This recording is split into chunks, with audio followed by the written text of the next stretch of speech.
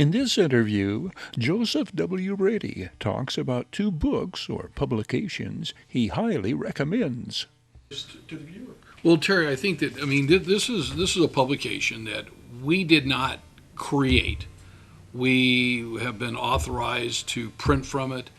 We have the contract for this county. It's called 327 Questions to Ask Where You Sign a Lease. It was put together by a gentleman by the name of Alan Whitson, who is out of Newport Beach, but it's licensed through a company up in Portland. And why is it a really important book?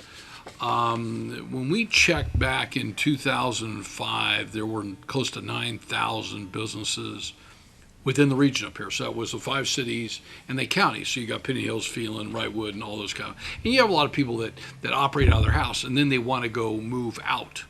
Okay, so I got a call this morning from a gentleman who had a great idea. Had really a great idea, and so we got talking about your credit and things like that. And so this is a book that we give our clients once we've had some dialogue with them and we're into what we call a letter of intent. Mm-hmm. So letter of intent is where we've identified a piece of property and we prepared a document that is well before the lease. So people, I think, when they're out looking to lease, they don't really realize the relationship that they should have with a broker. First thing, find a broker that you know, find a broker you can trust, find a commercial retail broker, industrial broker, office broker. So if you're looking for an industrial building, don't ask a residential agent to go show you an industrial building. It doesn't make any sense. Get a good commercial, industrial, office, realtor, real estate agent. I suggest that they have 5 years of experience because you want somebody that they're there to protect you. They're not there to be your secretary and just to take down what you want and then to have you sign a document and then they get paid a commission. Most people, I don't think, understand how real estate people actually work. So when we get a call on a building that we have listed, the first thing we'll say is, what is your name? My name is Terry Kurtz. Hi, Terry. How did you get a hold of us? I was referred to you. Second question, are you represented by a broker? We want to know if you're represented by a broker because if you are, we want to talk to that broker versus talk to you. Why? Because you've got a fiduciary relationship with that agent, we hope, okay? Because what happens a lot of times is in the middle of the negotiation, the tenant, we call him the lessee, will pop out and say, oh, my niece or my nephew is a real estate agent, okay? 90% of the time I have found they're typically residential. They claim to their uncle or their dad or whoever that they know what they're doing, but do they know the 327 questions behind the lease? So what I want to do starting next week, we'll do like 15 questions a week. Back when April Tyler was with us, and she's our vice president of marketing, she was with us for a great 10 years. April, we miss you. She really suggests that we use this as an educational deal to put on not only on our website, but I think this will help the other brokers and real estate agents in our market that are truly commercial agents. Okay, I am one that I do not believe you can be a residential and a commercial agent. I think you are a residential agent or you're a commercial agent. I don't believe this resi-commercial deal. I know it will offend a couple agents that are watching it out there, but you know what?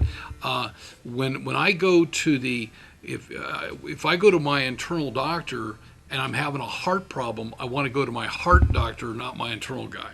Okay, so I think that that's where the issue is, and I think that what happens is somebody goes out and gets a lease, and they don't know what they're doing, and then all of a sudden they get in trouble.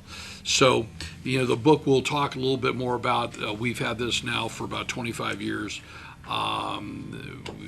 It's to me part of I think my job at this point in my life at 66 is to be sure that we operate in an industry that has great brokers. We have a lot of great brokers up here, a lot of people that I really admire, that I think can do good business.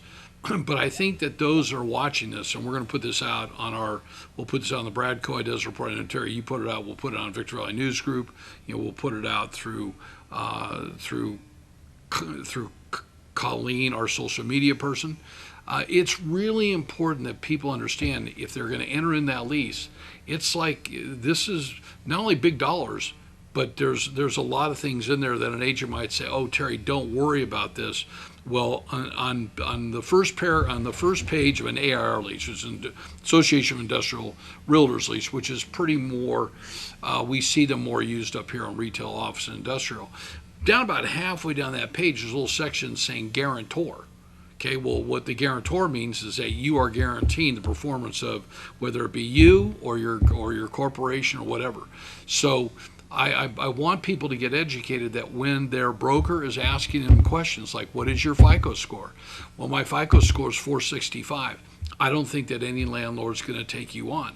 And it's important that a good broker, a good agent, a good commercial agent ask those questions. I know that probably 3 weeks ago, it was right before Christmas, I was on the phone. Nice lady I was talking to, I asked a bunch of questions to her. Have you been in business? What locations have you got?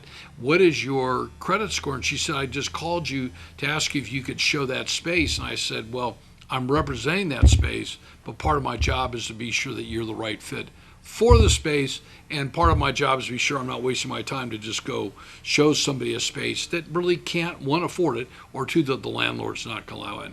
So next week, Terry, we're going to start on these. This memo goes back to April. I'm going to send April a copy of this. She gave me this back on January 10th of 2012.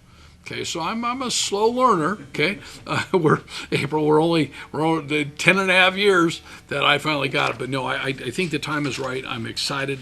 I think that part of our job and responsibilities is, as elder agents, is to help promote our younger people, and to be sure that they're operating in an industry that does well and is governed by good rules. So that's it. Terry, I learned a long time ago, when you think you know everything, it's time to check out. And, I think we live in this ever-evolving world. I mean, Robert's younger than I am, and, he sees technology in a different way than we do. But I'm blessed. We get about 70 publications a month, everything from Time to Forbes to you name it, to the Washington Examiner, to a lot of good stuff. Trains. Yeah, trains, but the trains comes online. I don't get that in a magazine format, so I'm getting a little careful. And I get the three papers every day. I get the Daily Press, and I get the Sun and the Times. And I've said I think the Sun's just doing a great job. I think they're doing a great job for our county. I'm obviously disappointed in what Gannett's doing to the Daily Press. I think that you see there's a lot of news here. But the one publication that I really want to pitch, and I'm not on any kind of commission, but it's called Automotive News.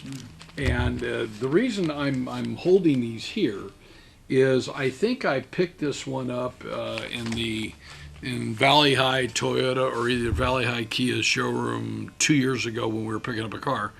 And I picked it up and I took it with me, and I think it was a Kia dealership. I think that Sean, the general manager, said, "Can I take it?" And I read it. If you like new cars, if you like the car industry, not hot rods and things like that, but if you want to know where the car industry is going, this is the best $169 a year that you can spend. It's not only informative, but there's no BS. So this is written by the industry for the industry. So somebody at Ford is not going to be able to BS somebody at Toyota, because they're both putting out data. And then the data, I mean, you talk about number of cars that are sold in our country and how many were sold, but what's coming on cars and where the future is, and where the EV market is. I mean, this is one of the best I've seen. And there's nothing, there's nothing better than buying a publication like Consumer Reports. I love Consumer Reports. That one I can pick up, and I know that it's really independent. So if anybody likes, and it's called Automotive News. It's put out Crane, CRAIN Communications. It says $6 a copy, but let me tell you if there's a phone number here, because I really do. Deb even said to me the other day, she goes, "You really like reading this thing?" I said, "Yeah." Customer service subscriptions 877-812 1584. Yeah, it's $169 a year. So, Terry, I hope to share that. I know there's a lot of people that like new cars or they want to know where the car market's going to go.